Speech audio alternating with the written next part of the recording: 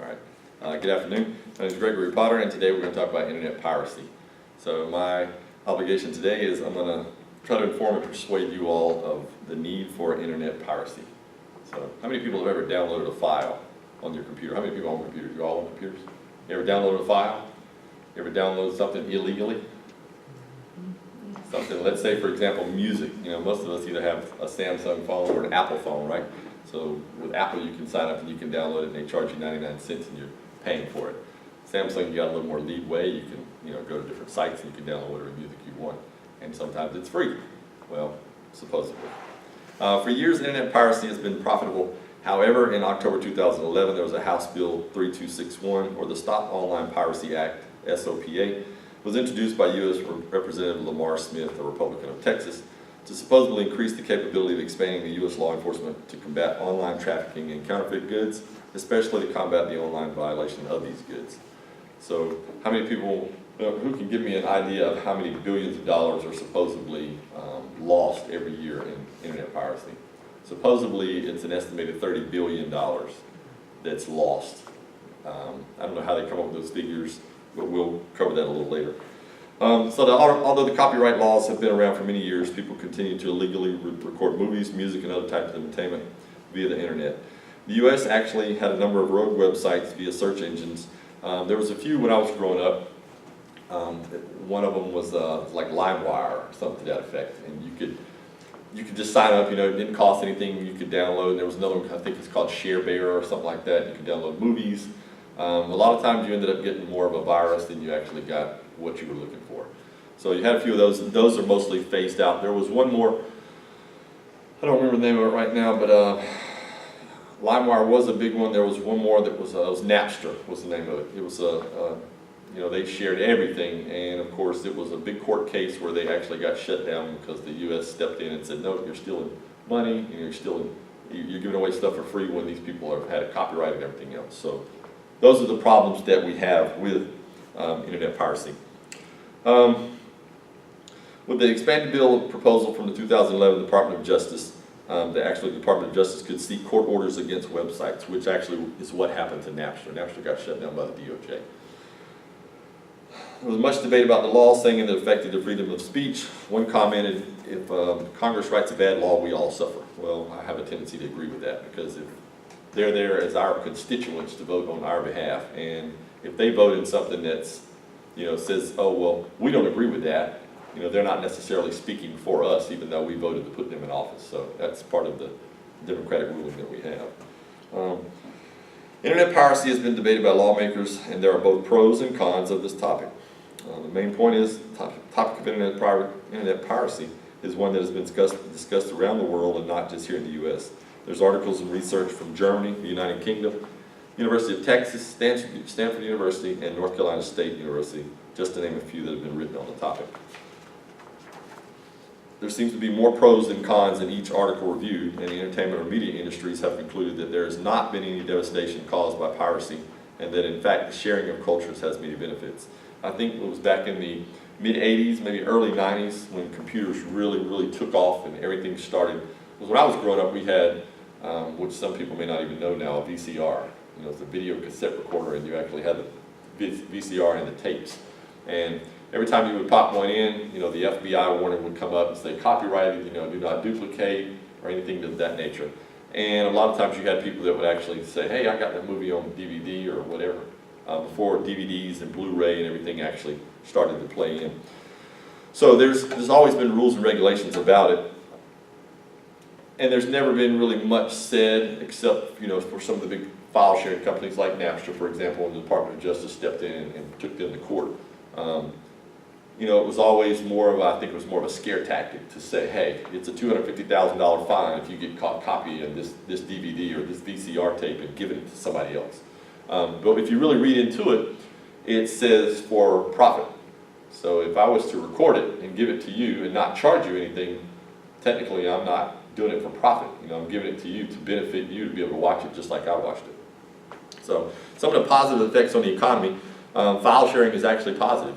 I mean, for school, for example, how many people go online and say, okay, well, I've got to buy, now they want me to buy Office 360. You know, I had Office 2010, and now they're telling me that, oh, well, it's outdated, and now I got to get Office 360. And it's only, you know, what, $49.95 a year or something like that. I mean, it's the price for it is, they make it very accessible, but at the same time, there's plenty of areas out there on the internet that you can actually get the file without having to pay for it. So it, you know, would we agree to disagree that, hey, maybe file sharing is not so bad? You know, if I have a file and you need it and I can send it to you guys and say, hey, I'm not going to charge you $49.95, here it is for free, you know, save your $50. That's more money in your pocket. That's more money in all of our pockets, because now we're not having to spend it. Would big business like that? No, because they want that $50 from you. Because if they can get it from each one of us, why not? You know, as opposed to getting it from one of us and us sharing it, they don't like that because their revenues aren't going to be as big. So their yachts aren't going to be as big. So we're paying for all that good stuff. There's a minimal decline in the music industry. There's been some studies. Some people say there's money lost because of file sharing. Some people say it's not. The music industry, most things now are copyrighted. I do some videos and stuff like when I work out, and you can't upload certain files with music if it's copyrighted. Like for Instagram, for example, if you take music from a known source that's copyrighted and you try to upload it, they'll remove it automatically because it's a violation of their rules.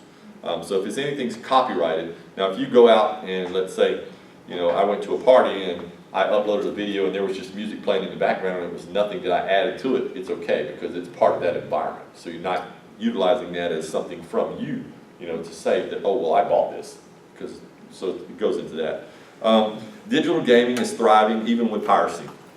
I've never been a big video game fan, but I do know Xbox and PlayStation. PlayStation is one, well, PlayStation and Xbox both.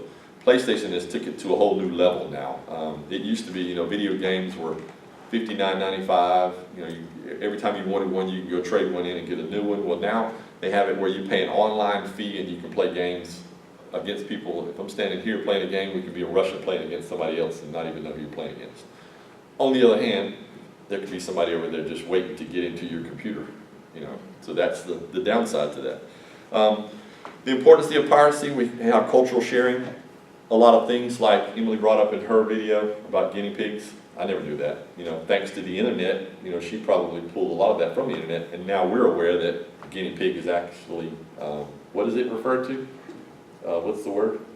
Yeah, Koi in another country now. So you know, we can share different things about our cultures with different countries, which is great. Cost. The pirated software costs almost nothing to obtain, and it's money saved for the consumer. As I said before, if I have Microsoft Office 360 on a disk, you know, if they made it like that, I could copy it and give it to you all for free. It wouldn't cost you anything. So it saves us money in the long run. It's easy to acquire online or sold locally in foreign countries. A lot of foreign countries, if you ever go into any file sharing websites, you'll see a lot of them are really in China, Russia, the United Kingdom.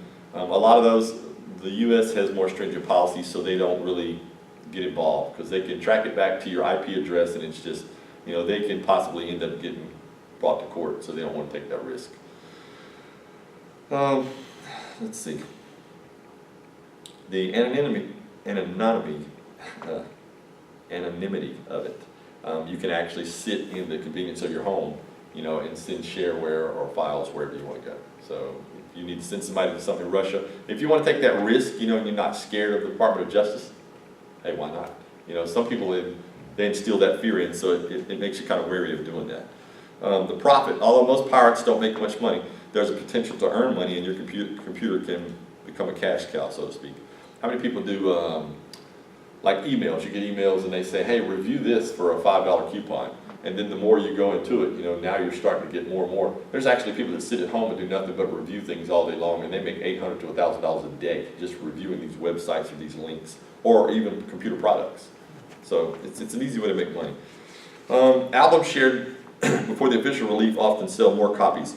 So let's say Titanic, you know, it's been hyped up. We all know the movie Titanic. We all know about the, you know, when it sank. The movie itself came out, had Leo, what was his name? Leo DiCaprio, and I can't think of the lady's name. But anyways, everybody talked about it because that's a huge event in our lifetimes. So if you could have sold the movie online 2 weeks prior to the movie coming out, there would have been more people bought it. Because, I mean, most people don't want to go to the movies. They want to, be in the convenience of their home. So if they could take that risk and say, hey, if I can watch it online for free, why not? So the biggest fear that most internet pirates have is that their computer might become infected with a serious virus that could damage their entire computer system. It's risky, because when they download software and they create CDs, DVDs, and games, they take the risk of selling that game to somebody else and it infecting their system. And now they're known as an unreliable source. So they can't, go to them anymore, or the more times that they do it, people stop dealing with them. Finally, there's a legal risk in creating illegal software and either paying a large fine or possibly going to jail. That's where the Department of Justice comes in. There's some aspects of laws governing privacy are unclear, and yet accessibility of the internet entertainment is greater than ever before.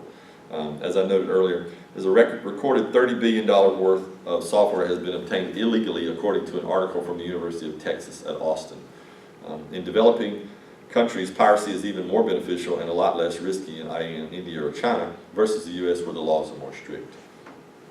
There are other countries are calling for government transparency, such as Germany, and reform of copyright laws in favor of privacy. Digital technology has reduced the price that is paid for new works, and it has made them cheaper to create. Movies today are watched on cell phones, laptops, tablets, and etc. In addition to television, and make things very convenient. So, to review the research and articles provided for this assignment, is debatable if internet privacy has created a negative impact on our society or our economy. I would like to challenge each of you with the following questions. Has it made sharing of cultures more accessible? Would you all agree with that? Okay, fair enough, I would agree too. Does the act of internet piracy actually harm the music or movie industry? I'd say without us, really knowing any statistical data or I think they'll always say, well, yes, it's causing us money because you're getting it for free when we should be charging you $10 per person at the movie theater, or $19.99 to download it from Cox. Is the impact more positive than negative? I think it depends on what aspect of that you're trying to do. If you're an internet company, or if you're a software company and you're coming out with a new product, and if I have the potential to sell it to billions of people at $29.95, or I have the potential to sell it to one person for $29.95, I'm not going to be in business very long. So, if I sold it to one and he shared it with the other remaining people, I'm going to be out of business pretty quick. Should there be stricter laws regarding copywriting and more severe punishment?